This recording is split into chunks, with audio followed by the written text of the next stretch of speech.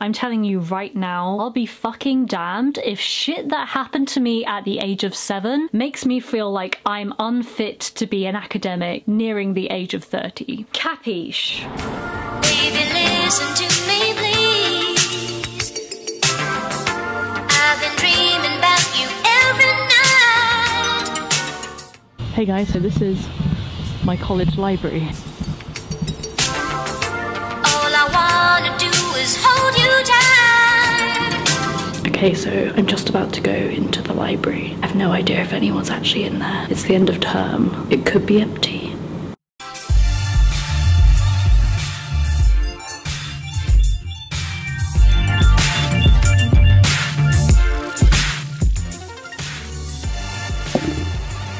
Hi everybody, welcome back to my vlog. My name is Lou. I'm doing a PhD in philosophy at Cambridge University via King's College London and Oxford. So something that I have been talking about in my recent vlogs is my mental health. I mentioned in last week's vlog, and indeed the vlog before, that I am now in therapy for my social anxiety disorder. Something that my therapist mentioned last week after my initial assessment was something called imposter syndrome. I always liked to think that I didn't have imposter syndrome. I thought I'd really come to terms with my place in academia. There's no chance that I'm here by fluke. These admissions processes are much too exacting and you have to jump through far too many hoops for your being where you are to be some kind of accident or mistake. Nevertheless, this doesn't stop certain kinds of academic situations or occasions being quite provocative of negative feelings and feelings of being out of place. And in today's therapy session, what we're going to do is to talk about an experience I had last year, which has had a pretty huge impact on me. And it was an academic experience. It was a seminar, in fact. For me, it was quite a negative experience. I think that a lot of academics have had really unpleasant experiences, whether they had somebody responding to their paper in a really negative way. Just for context, philosophy is a very combative subject. I'm not saying other academic disciplines aren't. I don't know about other academic disciplines, but philosophy is famously quite a tough discipline. Not for the most part, but some people are very keen to be seen as intellectually impressive. You know, there's all these questions about genius and brilliance that seem to attend not only the sciences but actually philosophy as well. And so philosophical environments where philosophers are brought together to discuss work can be pretty toxic. Something that really upset me last year was this seminar. I spoke to my therapist about it as one of the main triggering causes of my recent downward spiral with social anxiety and performance anxiety. So that's something I'm going to talk to her today about. Hopefully I can debrief you in some kind of informative way about the results of our therapy session. Secondly, I have some interesting and good news to report. Somebody very high up in philosophy found my research. They have commissioned me to write about that piece of research for a more non-specialist audience. In a couple of months' time, I will, hopefully, deadline being the 1st of June, have disseminated this piece of research, first and foremost for non-specialists. I haven't submitted this piece of work to an academic journal yet. I'm still waiting to have my mini viva with the Knightsbridge Professor of Philosophy. I don't really want to submit this to a journal before I've gotten all the feedback that I possibly can. Anyway, I'm gonna go on my morning walk. This is something I do ideally every day. I like to just get lots of fresh air. I like to grab a few groceries. Basically just start my day on the right note. So I will see you later, and hopefully I will be able to debrief you as fully as possible without breaching confidentiality about my therapy session about imposter syndrome. I'll see you later. So in this part of the video, I'm going to talk to you about what went down in my last therapy session. I've written copious amounts of notes for this. I didn't want to mischaracterize what's actually going on or the things that therapy is really dredging up for me. And this isn't just for the benefit of you guys and our relationship and the value that this kind of honesty will actually have for you, but really it helps me to join the dots between early childhood trauma and my current maladaptive beliefs and behaviours. I'm going to unpack things for you in a kind of précis of what went down in my therapy session this week. If you didn't know, I'm having intensive CBT or cognitive behavioural therapy for my social anxiety disorder. But as it turns out, this side of my anxiety disorder is just the tip of an iceberg. If anything, social anxiety is a psychological side effect or epiphenomenon of some much darker shit that is lodged into the very basis of my unconscious. So in my last therapy session, my therapist and I in fact started delving into my unconscious beliefs, what she calls core beliefs. Now, at the conscious level, these core beliefs manifest as negative automatic thoughts. Now, everybody will get negative automatic thoughts to some degree, but for somebody with acute anxiety disorder, these thoughts come completely unbidden, and not only that, they come with a slew, if not a tidal wave, of highly unpleasant physical sensations. So think a racing heart, profuse sweating, hyperventilation, excessive swallowing, and basically everything that you might associate with the flight or fight response. I particularly liked this quote about negative automatic thoughts. Most of the time they come into your head and leave quickly, as if there has been a break and enter. You are left with the mess of the feelings, but didn't really catch any of the thoughts as they occurred. Now, these negative automatic thoughts can arise even at the mere suggestion of a triggering event on the horizon. So for example, for somebody with body dysmorphic disorder or with an eating disorder like anorexia or bulimia, a triggering event that might trigger a slew of these kinds of thoughts would be something like being told that they would need to wear a bikini at the beach this summer. For somebody with social anxiety disorder and imposter syndrome, it might be an invitation to lead a seminar with colleagues and big people in your field who you've never even met before. In both cases, thoughts such as "I can't do this" or "I can't stand this" come completely unwilled into the consciousness and bring with them an absolute slew of distressing physical symptoms of the kind that I just mentioned. So in my last therapy session, my therapist and I began to comb through a range of scenarios and the attending negative automatic thoughts, including those that I had written down into a thought diary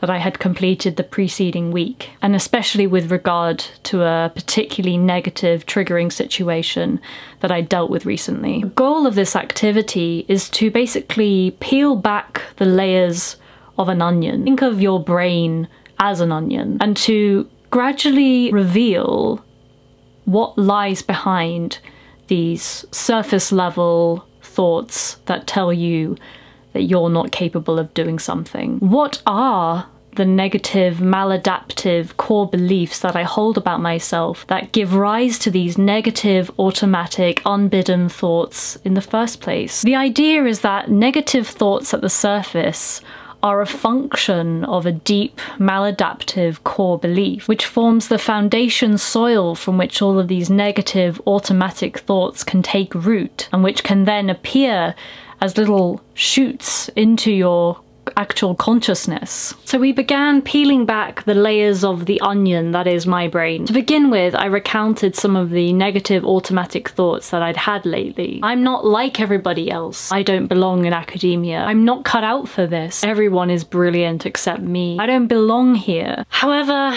none of these beliefs or thoughts that operate at the surface are foundational in any way. What actually underwrites them, it turns out, as I was brought to the point of tears, is the belief that I am not good enough. This was incredibly emotional to admit. Rationally, it's not even something I thought I believed about myself. It was genuinely so painful. It was like exposing a disfigurement that you keep so completely private, and you shield yourself and this part of yourself from view as best you possibly can, because it's a source of great shame, and it's something that behaviorally I have tried to disprove or demonstrate the opposite of, and that's through my perfectionism. The raw barrage of emotion that came with admitting that this belief, I'm not good enough, lies at the core of my being, and has done since I was a little girl, completely rocked me. Admitting that this belief had been with me virtually my life long was like reliving the childhood trauma that gave rise to this core belief becoming part of my identity in the first place. And once I'd recovered from the immediate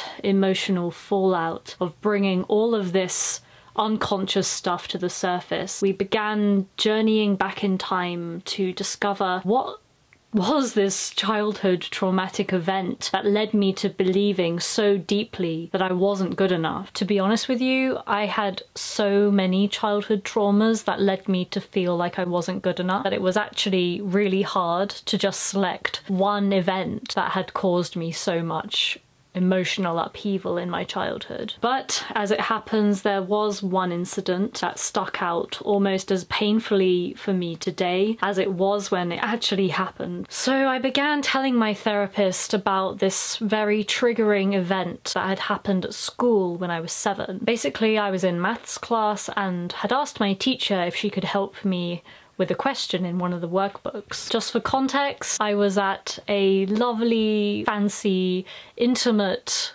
private girls' school where I felt academically and socially so secure. Nothing had ever rocked my world in the least bit until this day. But instead of gently guiding me aright, this teacher took the opportunity to get the entire classroom taunting me with a chorus of mocks and humiliation. She was egging the other children on so that the classroom became this primal den of menacing chants. She was saying things like, "Don't be so stupid, this is easy." And this expose, or what I felt was this expose of my lack of intelligence, felt so incredibly brutalizing and completely and utterly humiliating. I even still remember the answer to that question 20 years later. It was 10. So experiences of this kind, and this is perhaps the most memorable one from my childhood, generate in CBT talk what is called a rule for living. A rule for living is a dysfunctional principle that you have to live by in order to demonstrate to the world that the opposite of your core belief is true. So for me, I had to demonstrate that I was good enough. Not only that, good enough wasn't even good enough. I had to be beyond reproachably perfect and completely beyond the remit of criticism. So since about the age of 7, when this traumatic incident happened, my rule for living has been expressible as do everything perfectly and then you can't be criticized. And the repercussion of having such a perfectionistic mantra is that I have almost systematically avoided any situation where there is a shred of a chance of falling short. As you can imagine, having this perfectionistic rule for living has made having any sort of psychological flexibility extremely difficult. Of course, having a perfectionistic rule for living has had some good results for me, and in fact I would probably have jettisoned this rule for living if I didn't find it served some of my interests and goals. For example, academically, I've done extremely well at my university education, but it's come at a huge social cost. And this is because I had to forcibly compromise other parts of my life so that I could attain to this level of perfection in the things I most cared about. So, as I mentioned, one of the huge costs of having this perfectionistic rule for living is the almost total destruction of anything resembling a social life. I mean, during my undergraduate, I was practically a shut-in, and this is because of my perfectionistic workaholism. And through this, I lost almost all of my social competences and virtually all of my college friends. This self-ostracization that was part and parcel of my perfectionistic workaholism actually made it true that my housemates and friends began to dislike me. And so I was inadvertently making it true that I was an outsider, that I was friendless, unlikable. So even though I'd been able to maintain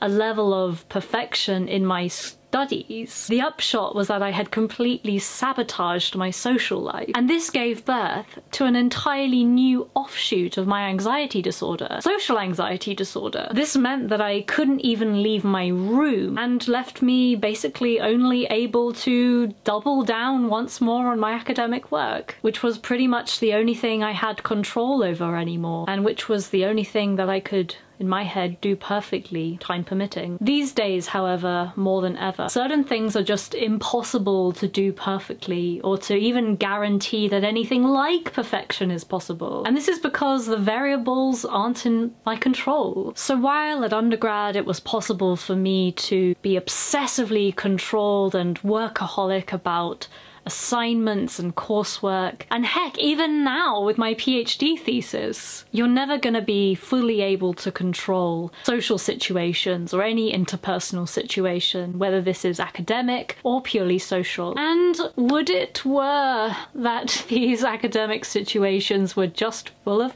pleasant surprises. Sadly, that's not the prevailing tone of most of these situations. Sharing work in an interpersonal academic setting is intended primarily to be helpful and constructive. But to an anxious brain, even mildly delivered criticism is enough to set off a horrible stream of anxious emotions and physical symptoms. Honestly, it can seem safer never to share, never to speak, sometimes never even to show up, because avoidance means that you never have to publicly demonstrate falling short of perfection. What is next for me therapeutically, now that I know why I have social anxiety disorder in addition to imposter syndrome? Basically, I'm gonna have to learn some psychological flexibility, as well as learning to forestall the formation of these negative automatic thoughts, thereby curtailing the horrible physiological effects that these have on me and my life going forward. Challenging events come up throughout life. For instance, being invited to present at a big conference with